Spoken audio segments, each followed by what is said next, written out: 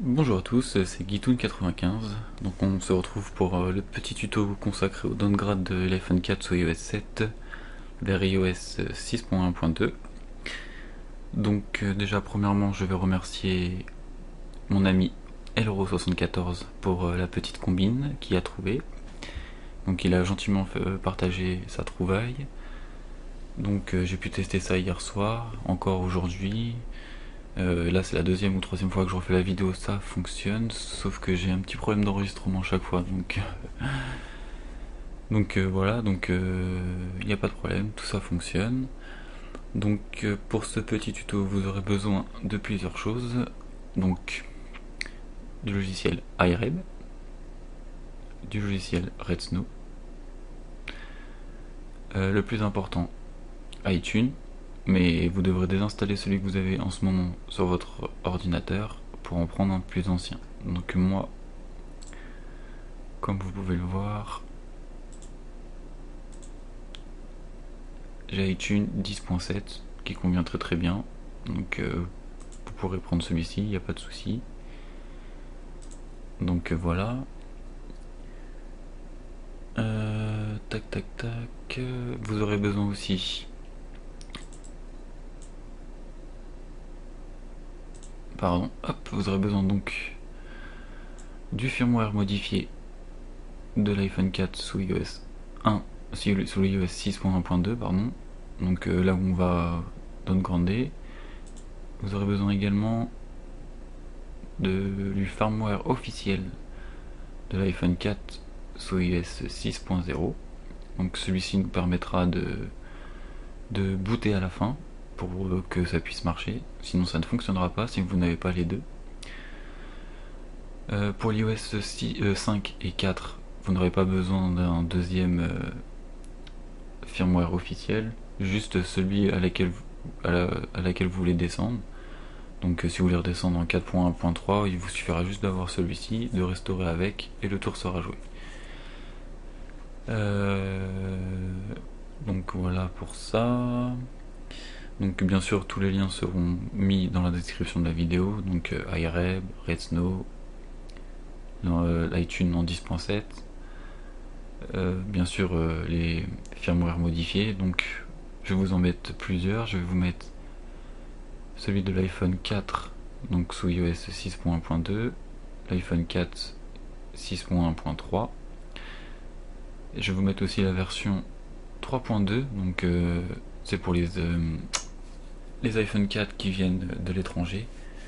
Donc certes, pas beaucoup de personnes l'ont, mais comme mon ami Euro74, lui, c'est cette version qu'il a, je préfère mettre 3,1, 3,2, 3,3 pour les iPhone 4, comme ça au moins vous faites votre choix, vous avez ce qu'il vous faut, et tout le monde sera content.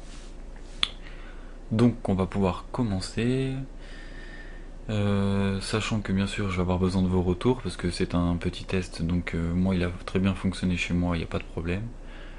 Il se peut que, mais bon, je ne pense pas que ça ne fonctionne pas chez vous. Donc si vous avez des erreurs, des questions, laissez-les en commentaire, j'y répondrai.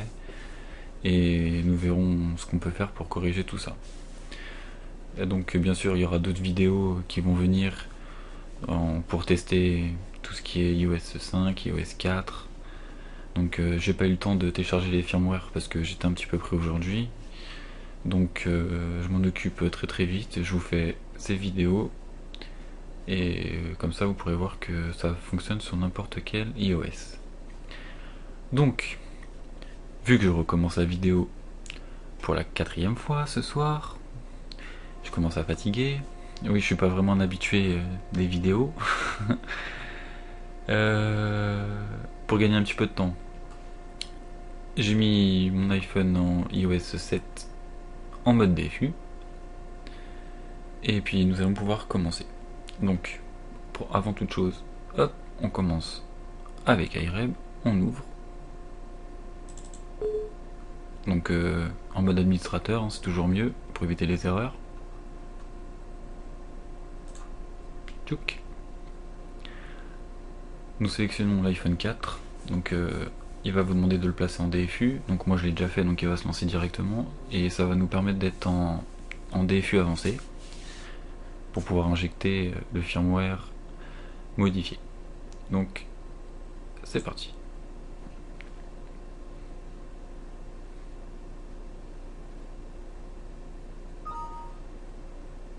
Donc voilà, nous sommes bien rentrés en DFU pour Roned. Donc DFU avancé, hein, parce que je sais pas le dire en anglais. Donc ok, on peut fermer IREB. Hop, je vais vous mettre ça.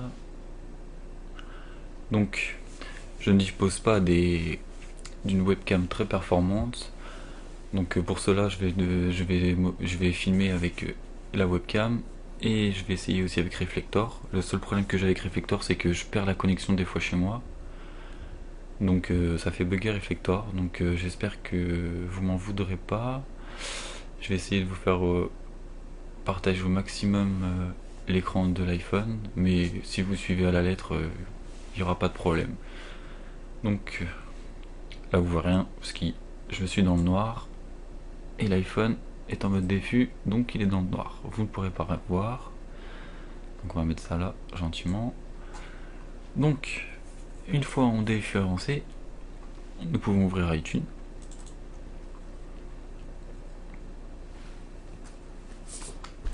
Donc vu que nous sommes en DFU, il détecte en mode récupération. Vous faites OK. Alors, pour restaurer, pour choisir le firmware modifié, vous restez appuyé sur la touche majuscule de votre ordinateur et sur restaurer. Ça vous ouvre une petite fenêtre. Vous sélectionnez le firmware 6.1.2, donc là où on va downgrader. Hop, extraction du logiciel, et c'est parti. Tac.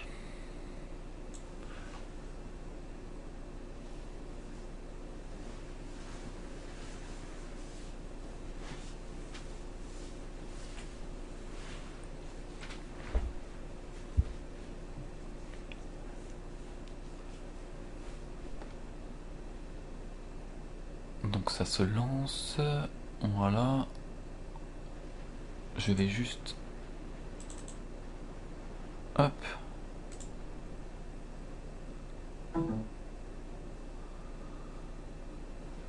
Activer.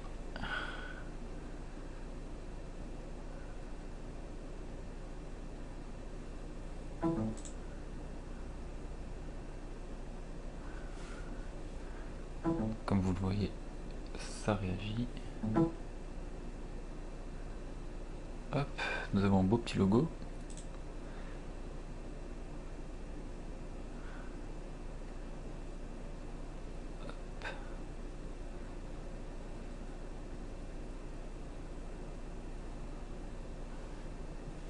Hop.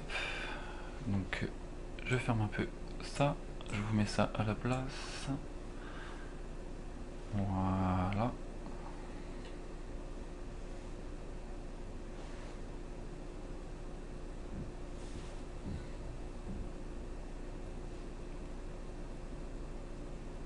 Donc la barre de chargement va se remplir, normal.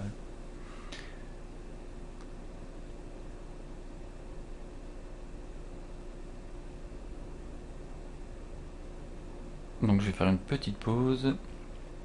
On se retrouve juste à la fin du chargement de la barre. A tout de suite. Donc nous revoici, la barre de chargement est remplie.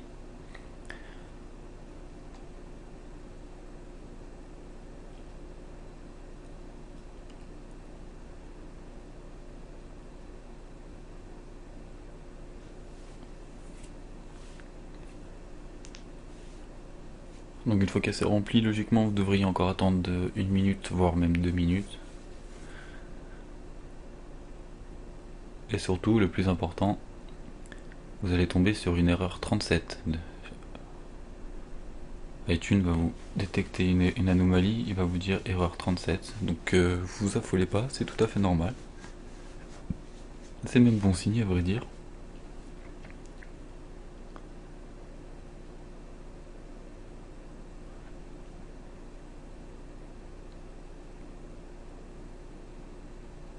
Comme vous pouvez le voir, j'ai une webcam dégueulasse.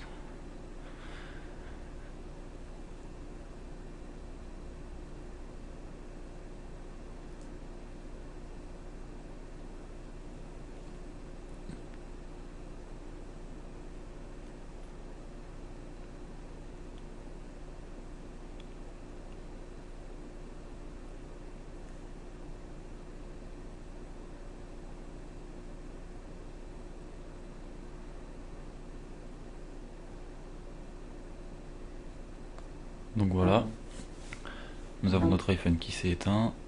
Donc l'iPhone n'a pas été restauré, il aura reconnu ses produits de 37. Donc comme je vous ai dit, faut pas vous inquiéter, c'est normal.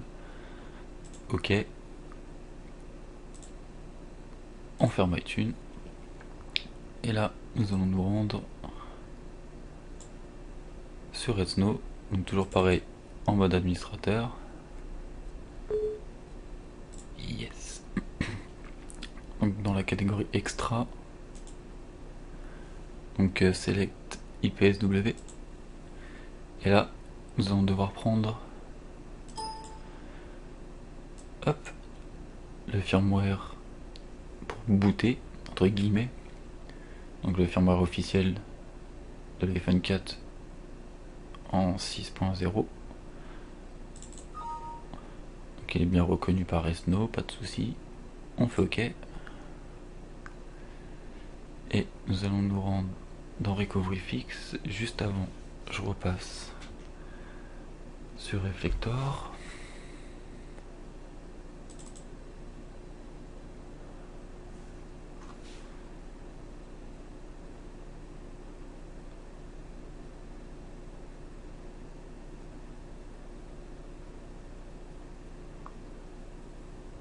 Hop.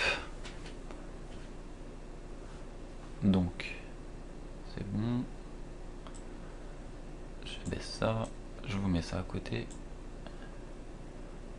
Voilà. Donc, Recovery Fix.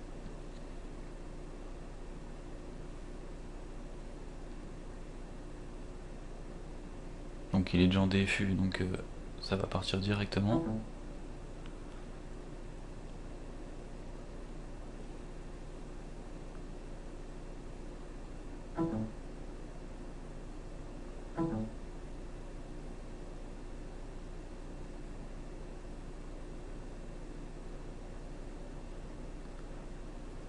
Ceux qui connaissent Redsnow reconnaissent.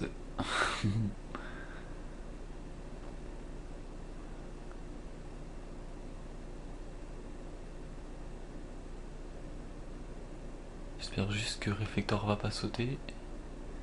Donc les lignes se font, faut laisser travailler, il n'y a pas de problème. Hop, un petit coup d'ananas et le téléphone se éteint. Donc pas de souci là-dessus. On revient en arrière. On retourne dans Select IPSW pour nous assurer qu'on est toujours en le firmware 6.0. Vaut mieux le faire. Sinon vous aurez peut-être une erreur, donc on le reprend quand même, même si on l'a pris juste avant. On fait OK. Et cette fois-ci, juste boot.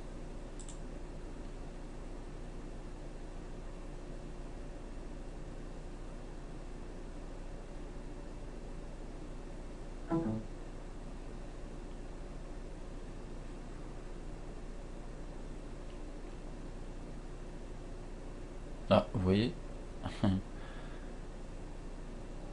Hop. Excusez-moi.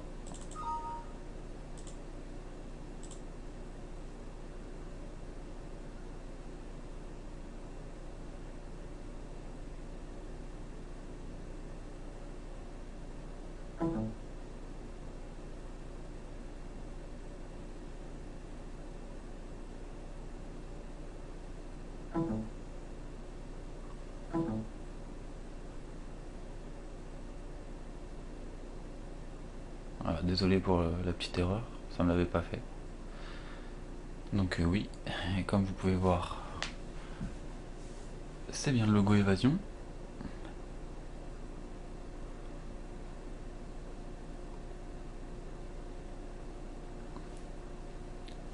Donc justement j'y viens, avec ce logo Évasion, Donc, qui dit évasion, dit le jailbreak. Donc moi, la première fois que j'ai fait ce tuto, j'ai eu Cydia sur mon iPhone 4 à la fin. Je n'ai pas pu retester puisque malheureusement mon ami n'est pas là. Donc moi je n'ai pas de carte SIM qui rentre dans l'iPhone 4, donc je ne peux pas l'activer. Je suis bien sous iOS 6, mais je ne peux pas savoir si ça a refonctionné Cydia ou pas. Donc c'est pour ça que j'ai besoin de vos retours, savoir si vous avez Cydia, s'il marche. Logiquement vous êtes en... S'il marche, vous serez en Tethered. Donc vous aurez besoin de faire un juste boot à chaque fois. Sauf bien sûr si vous êtes en 6.1.2, rôle jailbreaké pour, avec évasion pour avoir un jailbreak untethered. Donc voilà. Donc c'est pour ça que j'ai besoin vraiment que vous me disiez ce qui s'est passé sur vos iPhones et tout. Donc la barre se charge.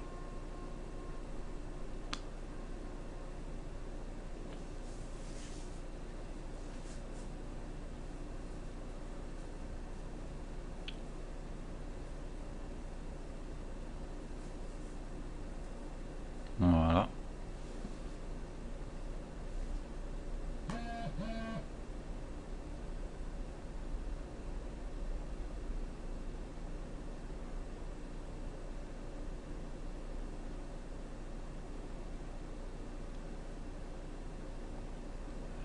Et voilà.